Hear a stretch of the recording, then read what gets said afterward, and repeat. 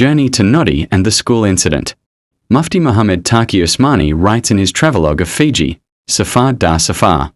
In Nadi, after the Zuhr prayer, we were to travel by road from here to Nadi. Our host in Nadi was Mr. Asif, whose mention has appeared at the beginning. He had reached Suva a day earlier to take us.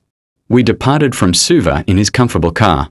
The journey to Nadi takes approximately 3 hours. And this entire route is enriched with beautiful natural scenery, where green fields, dense forests, verdant mountains, and water springs provide joy to the eyes. You are watching the Translator Library for rare and hidden books. If you love unique reads, subscribe and share this video. We managed to reach Mr. Asif's residence about an hour before Maghrib, but we had to offer the Maghrib prayer in another city, Lautoka, which is the third largest city of Viti Levu Island and is located about 25 kilometers from Nadi. In the outskirts of this city, some scholars who graduated from Jamia Farusha, Karachi have established a religious madrasa. We offered the Maghrib prayer in the mosque of this madrasa, and after Maghrib, my speech continued until Isha, in which the Muslim residents of Lautoka participated in large numbers. We returned to Nadi late at night. The previous 3 days had been very busy. The next day was Thursday, and it was my last day of stay in Fiji. After this, a long return journey was ahead. So no specific program was scheduled until Asar on this day, which provided some rest.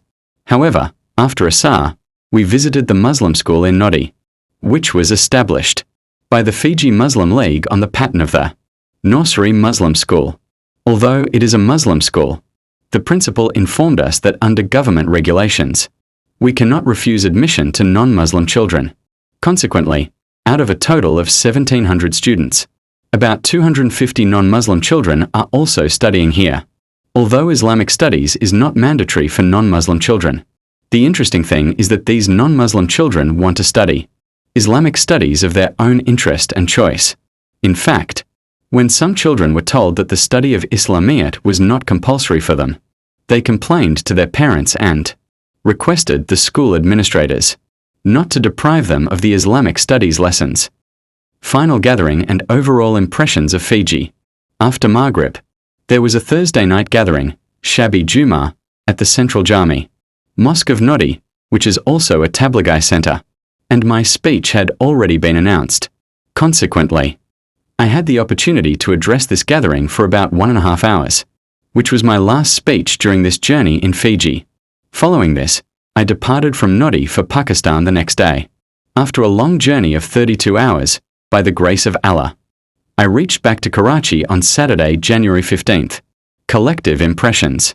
My stay in Fiji lasted 1 week, and during this time, I had the opportunity to visit major cities, hold meetings, and deliver speeches.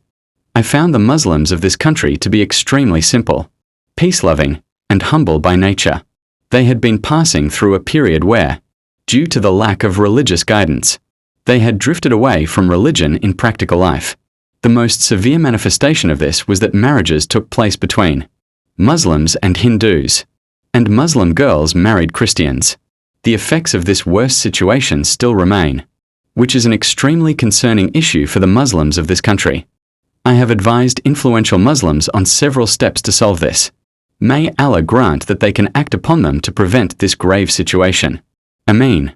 However, since the work of the Tablighi Jamaat began in the country, mashallah, a prominent change has occurred.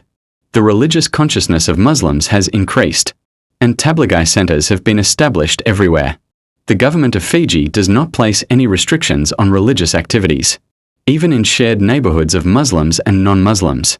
The adhan is called on loudspeakers, and there are no such restrictions on tablighi and education that could hinder these works. Awareness is also growing among Muslims to align their economic and commercial activities with Sharia. Since the Muslims here possess a simple nature, fighting, quarreling, and debates are not in their temperament, and they have a quality of acceptance in their nature, it is perhaps easier to convey religious matters to them and motivate them to act, compared to other places. Most Muslims here speak and understand Urdu, but it is a language mixed with Hindustani, and its accent is influenced by the local language.